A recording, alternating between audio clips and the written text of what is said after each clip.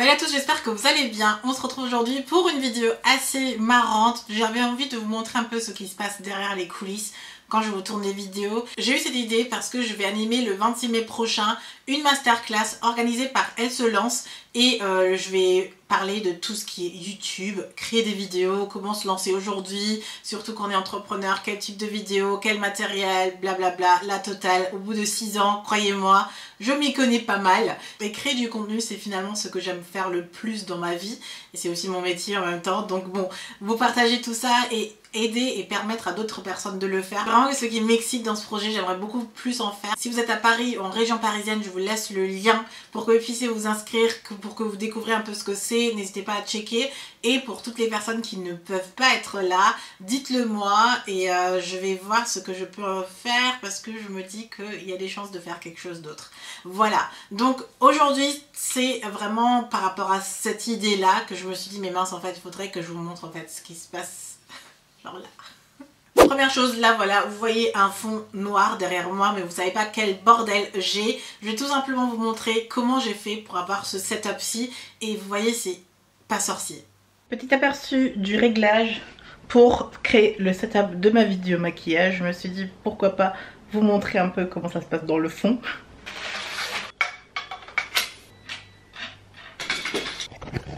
Donc de toute manière, ce n'est pas un mythe, on porte toujours des joggings ou un bas confortable. Ah, vous voyez même pas ma tête en fait. Waouh. Je porte toujours un bas confortable avant de tourner ou pendant que je tourne. De manière générale, j'adore porter des bas tranquilles. Et là, c'est mon petit fond. Je vous le mets en barre d'infos si ça vous intéresse. Je l'ai acheté sur Amazon tranquillou. Quand vous montez ça, vous avez un fond et surtout ça va cacher en vidéo tout ce qui se passe là derrière en fait. Et pour mon fond noir, c'est vraiment mon astuce et si vous trouvez ça, ça va vous changer la vie franchement. J'utilise un plaid Ikea pour avoir mon fond noir et c'est hyper simple et du coup je l'accroche avec des clips sur mon portant en fait. Vous pouvez aussi prendre un portant en fait si vous n'avez pas le matos là de chez Amazon, vous pouvez prendre un portant et je mets mon plaid Amazon et vous allez voir tout de suite le résultat. Donc voilà, ça y est, mes fonds n'ont plus aucun secret pour vous quand vous voyez que c'est rose, que c'est bleu, quand c'est noir, quand c'est blanc. Vous savez que c'est un drap derrière et je peux vraiment me procurer ça un peu partout, notamment chez Ikea ou dans les petits magasins de textiles. Je fouille un peu chez moi, chez ma mère, etc. S'il y a un vieux truc qui traîne, bah, je le prends et je le tends et je prends des petites pinces en fait. J'ai ces petites pinces là, voilà, ces petites pinces qui me permettent de vraiment fixer le tissu, de le tendre et d'avoir un truc lisse derrière. Et voilà, c'est parti. Je veux tourner, ça fait pro, ça fait nickel derrière et c'est parti quoi.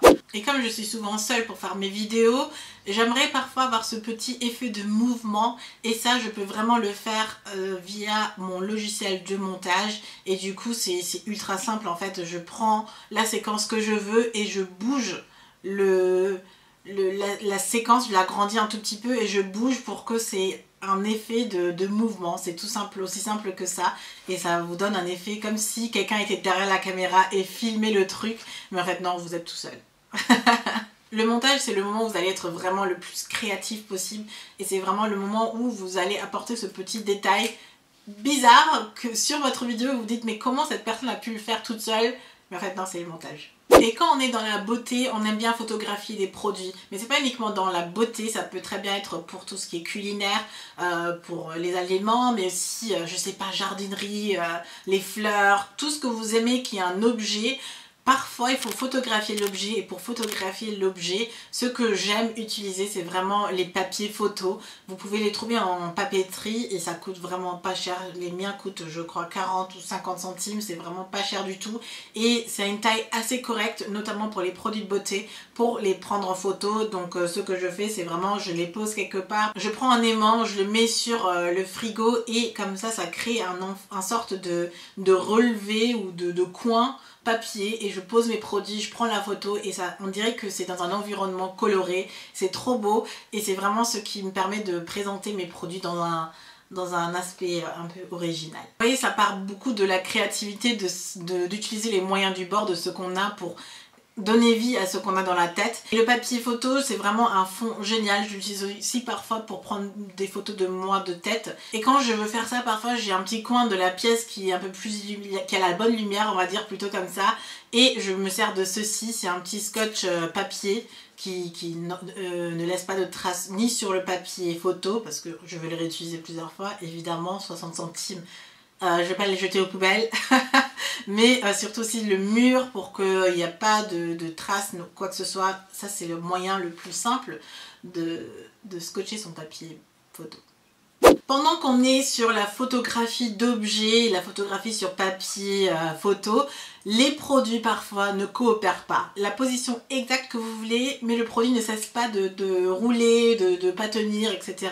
Et là, ma solution, c'est d'utiliser tout simplement du scotch. Je fais un double face et je scotche et tout légèrement sur la façon dont je veux. Et ensuite, il suffit de prendre la photo parce que l'objet tient en fait. Et c'est super facile, ça tient trop bien. Et comme ça, vous pouvez positionner un peu vos produits et créer vos flat lay ou vos dispositions comme vous les voulez. Ça, le rendu est juste trop beau. Vous dites, mais waouh, c'est trop bien quoi.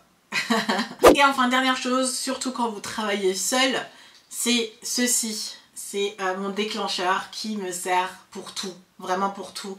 Souvent ma caméra elle est un peu plus loin pour avoir la profondeur, pour avoir le flou derrière. Quand vous connaissez un peu votre appareil, vous savez quelle distance il vous faut aussi pour avoir ce petit flou à l'arrière et avoir le truc focus très devant. Mais du coup parfois la caméra elle est trop loin, ou genre là maintenant la caméra elle est genre trop loin pour avoir le focus sur moi et d'avoir le fond en flou en fait, tout ça. Et j'ai déclenché sans faire exprès, mais je m'en sers pour le focus, pour ne pas avoir de problème de focus tout simplement. Donc là je peux m'approcher et j'appuie sur le bouton et je suis focus, voilà. Et je retourne, j'appuie et je suis focus. Et je me sers vraiment pour tout, pour tous mes petits portraits, toutes les photos que vous voyez souvent sur Instagram, bah je les prends moi-même. Et quand je dois prendre mes photos moi-même, notamment pour les photos de profil pour la photo, hop, j'appuie et ça fait ma petite photo. Et c'est vraiment mon outil indispensable, je l'ai vraiment tout le temps avec moi. En plus c'est petit, vous voyez, c'est petit. Donc quand je le perds, ce qui m'arrive très souvent, je suis en mode détresse.